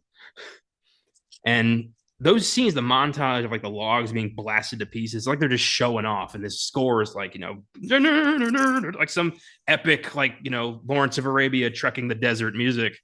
Yeah. It's like, it's just trees blowing up. It's like, can we go back to the story here? Like, this is cool, but do we need like 10 minutes of this?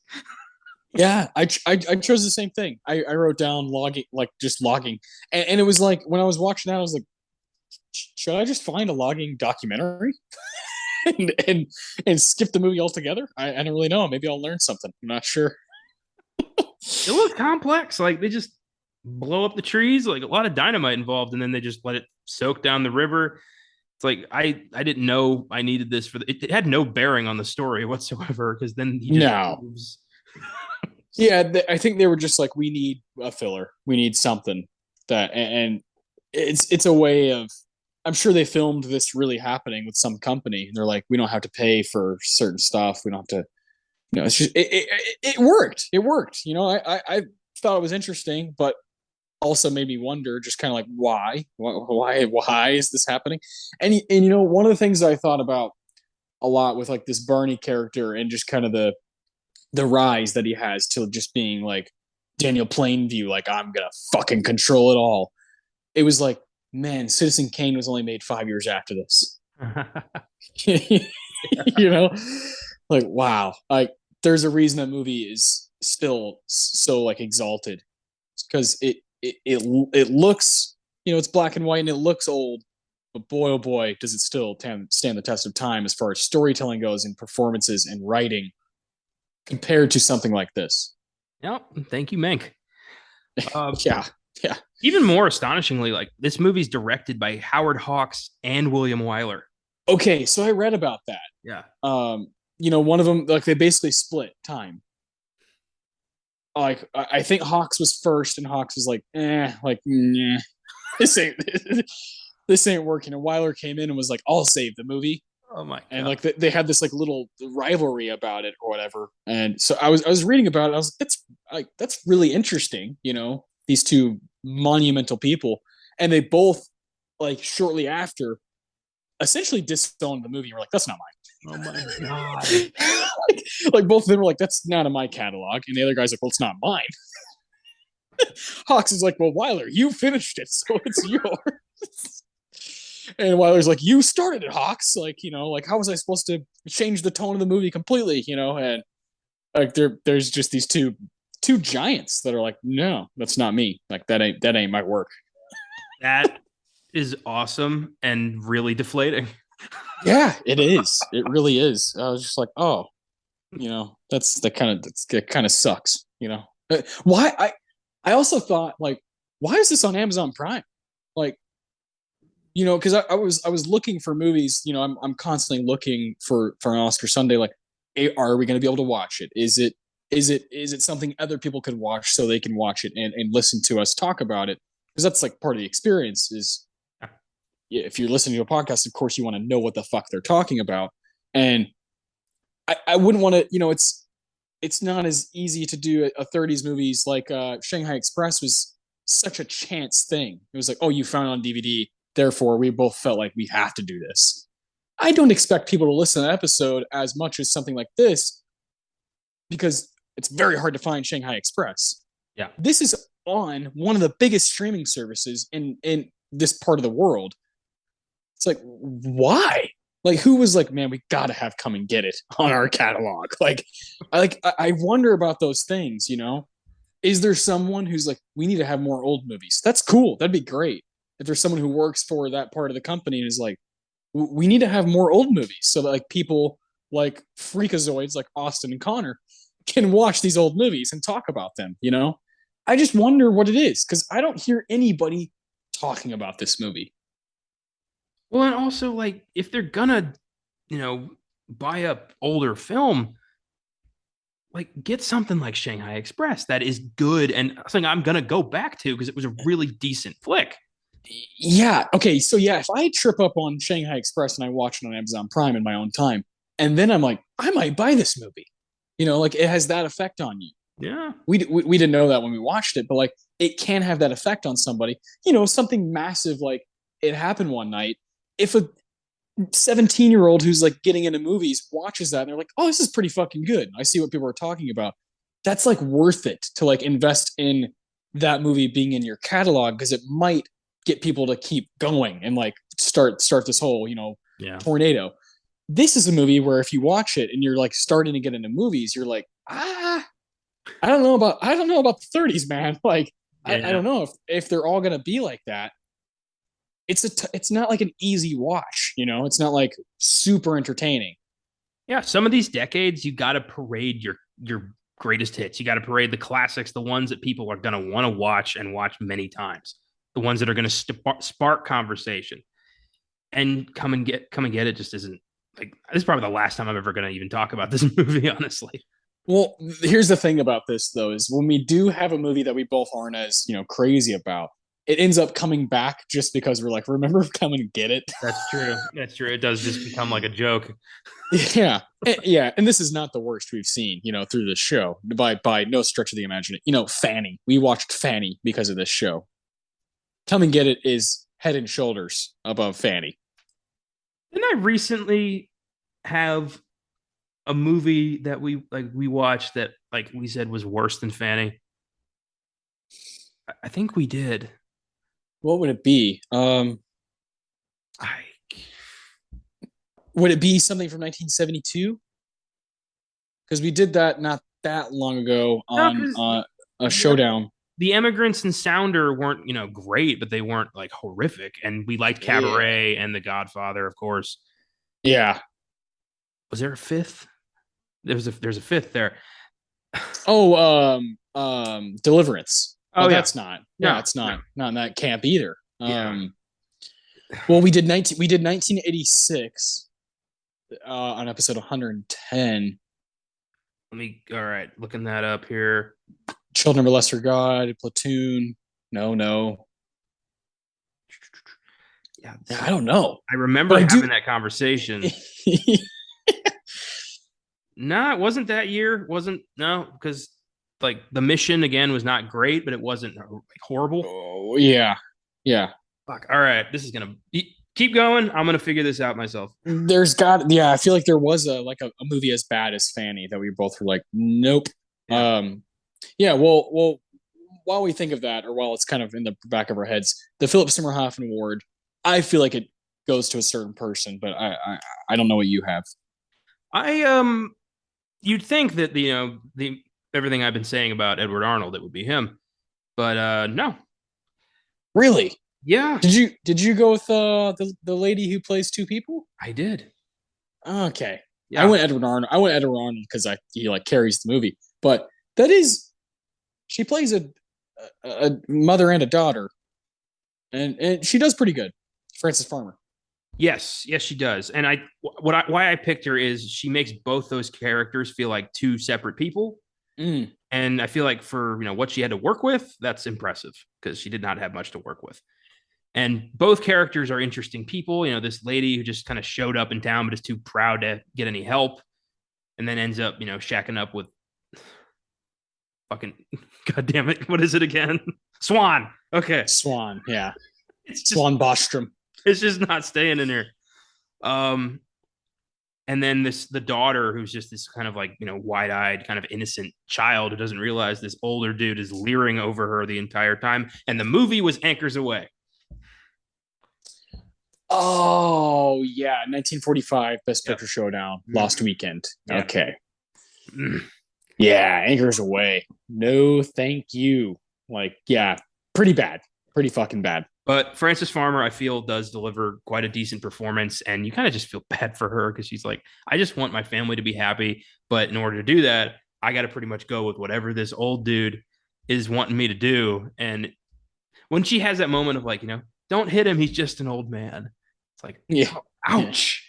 yeah, Like right there, knowing that like not only do you have no chance, you never had a chance. She never even considered you in that way. yeah. Yeah, and then In fact, she may have used you, big old fucking Barney. and then you get cucked by your own son. So not a great day. Yeah. Not a great day indeed. I chose Edward Arnold. Yeah, I thought he was great. I'm with you. I'm starting to really respond to his work and like him a lot. And he's in a lot of this fucking movie. He's in nearly every frame. And my Deacons has a lot to do with choosing him. So I'll let you talk about your favorite scene, and then I'll give mine. It is that scene at the end when Barney catches his son and Lotta Yeah, having yeah, a sweet little kiss after he specifically told him not to. And it's just like, you son of a bitch. Like there's no like it's immediately like, that's my girl, which is this whole situation is so fucked up. yeah, yeah. It's It really is. Yeah, I love Edward Arnold does the papa like the slap to his son, and then he fucking just punches the shit out of him, and his son gets back up, and that's when you have he's just an old man, don't fight him, and his face when he's like get out of here, like he turned from like Edward Arnold to like a demon in that like split second. He was like get out, just fucking. It was scary, and I was like, damn, like Edward Arnold just changed his demeanor completely changed, and like made me fall in love with that scene. And then he goes downstairs and he's straight up lost it, and yeah. he's ding ding ding ding ding, come and get it. And he's like sobbing, but he's not only did he lose, the girl he should have ended up with and her daughter, but he also has probably lost his son too. Hard to forgive when your dad like gives you a quick, movie slap and then punches you on the ground and says, that's my girl. Like, forgive that one. Yeah, probably gonna be some trauma they're gonna have to get through there. Yeah. You're not in the will. That's nope. I'm afraid not. Yeah. So I thought that was clearly like the most impactful scene where I was like, okay, that was a good finale. I'm glad I watched. I felt for as much as like we've been laughing at it, I genuinely felt like I'm glad I watched that. For me, for the show, for me, for just the experience of watching an hour and a half old movie. It's another one to put under the belt and just kind of like, all right, we keep moving. It's the first best supporting actor win. That's significant. So I have that. And really, I don't think it's a bad movie. I just think that like the premise of this thing is so insane that like I can't imagine like pitching this. I mean, it's pre-code, so like I get why they were able to be like, yeah, we can border on incest, sure. It's like, eesh. Yeah. I feel the exact same way, man. Just like who is like this needs to be made. It's one of those things, and the 30s, 40s, and sometimes the 50s are filled with stuff like that where you're just kind of like, what? But it makes you appreciate the gems. When you take into account that every film ever made was somebody's like lifelong vision, really makes you wonder how fucked up some people are. Yeah. I couldn't agree more. This is fun though. Yeah, it's fun to have this every now and again. Last week we did a Gladiator, and it was like, every scene is the Deacons. It's like one of those, just like shadows and dust. Yeah, strength and honor. It's fucking like super tough episode. Now we got Yump and Yemeni. Yeah, my Tarantino for last week was like this long stretch of dialogue. I am Maximus Decimus Meridius, and this is Yump and Yemeni. God damn it. I'm always going to think of now Walter Brennan and Rob McElhenney. Like they're the same person now. Like, great. I love it. The 9th Academy Awards, it was up for best film editing. And then of course, Walter Brennan won best supporting actor. This has been happening. My shit's not loading up. So, if you I got it right pull here. it up. It's only 2 categories. So we'll whip through these real quick and get the hell out of here. All right, you want to start with film editing? Yeah, why not? All right. Best film editing at the 9th Academy Awards. Anthony Adverse took the award. Nominated against Come and Get It, The Great Ziegfeld, Lloyds of London, A Tale of Two Cities, and Theodora Goes Wild. So does Theodora go wild? I mean, pre-code, there's a good chance. She loses her mind. Yeah. Yeah. I think the movie that jumps out to me that I would like to see is Anthony Adverse. It's a movie that was out for a bunch of shit. I've always wanted to see it. I like Lloyds of London. It's a great title. Is that like a store? Sounds like a store. Yeah, it does. It does sound. I have The Great Ziegfeld. I bought it. I'm buying the winners I'm stockpiling in case of emergency. Really, that's what I do with Yeah, movies now. But I'd like to see that. I think that's probably going to be pretty decent. Biopic of I think a famous composer. So yeah. That is something that's going to get brought up on this show at some point. And this was, correct me if I'm wrong. This is one of the years where they called it, like earlier on, they called it outstanding production, right? For best yeah, picture. outstanding production. Yep. Yeah, fantastic. And that's how many movies are in that category? Like 10? One, two, three, four, five, six, seven, eight, nine, 10 on the dot. Yeah. So that's, oh man, that's gonna be really hard to do because some of those are bound to be very tough to find. Yeah. Some of the I have one. I have Mr. Deeds Goes to Town. That would be a fun episode. That's a Frank Capra and a Gary Cooper. So I've heard that one's great. Yeah, I'm sure you have the winner. Anthony Adverse is in there. I know that. I want to see Dodsworth because that's where Walter Houston also was up. Yeah, I don't really off the top of my head know what else would be available. I don't know, but Anthony Adverse is Frederick March and Olivia de Havilland. So Yeah, that's reaching out to me. yeah, definitely reaching out. Olivia de Havilland is one of our ladies, so it'd be cool to see like one of her earlier performances. Yeah, there's some stuff here. I mean, I want to do every Best Picture movie ever at some point. So we will try our hardest to watch all 10 of those at some point in the future. Just I don't know when it's actually going to happen. It's tough when you have to do 10. Yeah. Let's see. So best supporting actor. Who did Walter Brennan beat? Walter Brennan beat Misha Auer for My Man Godfrey, Stuart Irwin for Pigskin Parade, Basil Rathbone for Romeo and Juliet, and Akim Tamirov for The General Died at Dawn. Huh. Interesting. I've only heard of Basil Rathbone. I haven't heard of those other three guys. Yeah, and I don't know what any of these movies are except for Rathbone and Romeo and Juliet. What is Pigskin Parade? Is that what you said? Pigskin Parade. I smell football, and I am right. Yep. Hell yeah. It's basically Pigskin. 1936 Friday Night Lights. Awesome. Pigskin Parade. That's great. Yeah, I wonder what kind of competition was there, I'm sure those movies are very hard to find. My Man Godfrey, I've heard of that. It's William Powell, who I think is hilarious. I don't know if you've seen The Thin Man. Yeah, okay. Interesting. He's funny. And The General Died at Dawn. A mercenary meets a beautiful girl while trying to keep arms from getting to a vicious warlord in war-torn China. Ooh. Interesting. Yeah. Very cool. Huh.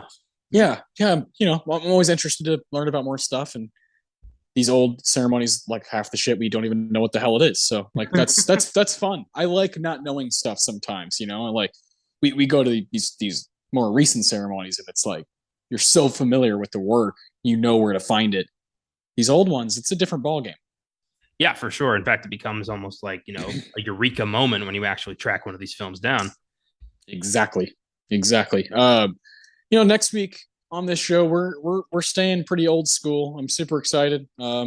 Before I mention that, I will say on Wednesday we are doing an absolute classic on Filmgasm. A little bit of hocus pocus in honor of the new one that's coming out, I believe, on Friday.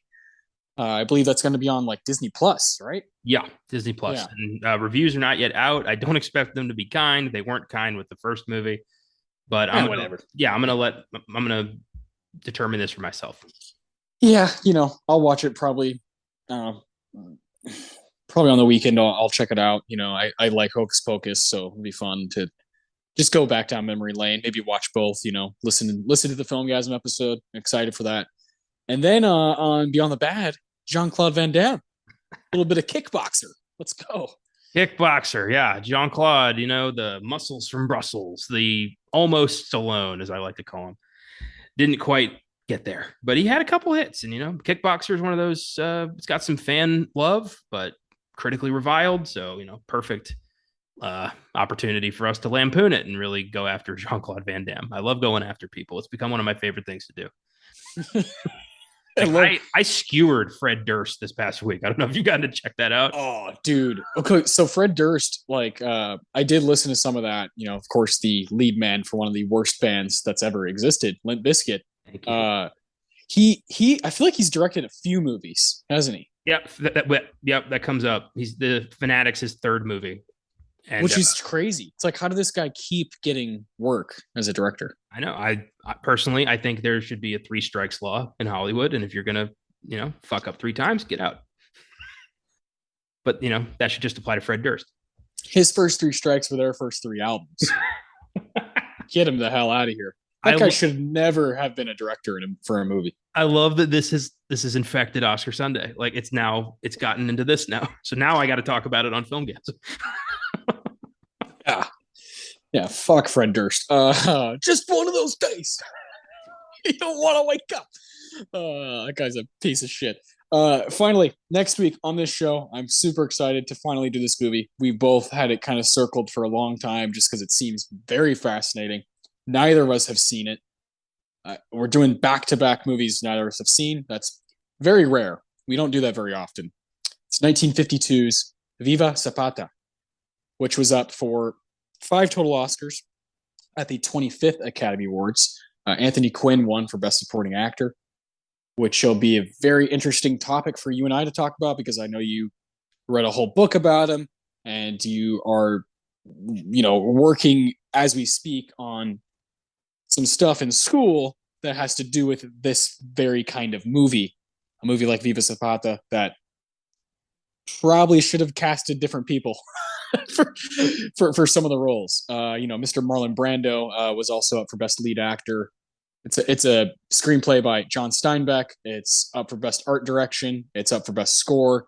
Like we got a lot to talk about next week. I wouldn't expect a Best Supporting Actor tournament next week. This is going to be more talking about the film, whether we like it or not. There's a lot to talk about. A lot on our plates next week.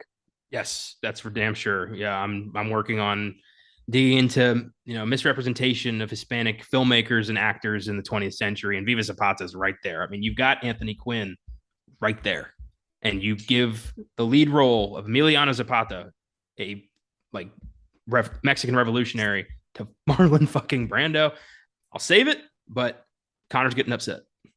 Yeah, Connor's getting upset, and rightly so. And you also have a woman from Canton, Ohio, playing, Jean Peters is her name. Like that's the person you're gonna cast as Josefa Zapata. Like, okay, cool. Yeah, there's gonna be a lot to say and a lot to talk about, like what the issues were throughout, the 20th century in filmmaking and how we're still reeling from it today. So I'm excited, man. It's gonna be a totally different route than we've ever gone on Oscar Sunday. Unfortunately, Viva Zapata is not really available anywhere to just on streaming, but it is a movie that's in the stream of consciousness. People do know about it. It is available to rent places. I highly recommend you check that movie out. Come back and listen to us talk about it. I'm super excited. Again, uncharted territory for us, and that's exciting always. This was an absolute blast. This tournament we did again. Mr. J.K. Simmons won the tournament, beat out Javier Bardem. That was like absolutely fantastic to just go through all those performances and talk about them with you. I had a blast. We'll be trying to do more stuff like that in the future, where it's kind of this all-encompassing conversation about our show and about movies and certain categories. I really like doing that. So this is great. Keep listening to us. Keep following us on Instagram, Twitter, Facebook, at FilmGAZM. Check out our website. Got shit going on every day, and always something in the works with us. We're always trying to come up with new ideas for shows, for articles, whatever it may be, and trying to enhance the movie experience for everyone. So we'll see you guys on Wednesday for Hocus Pocus.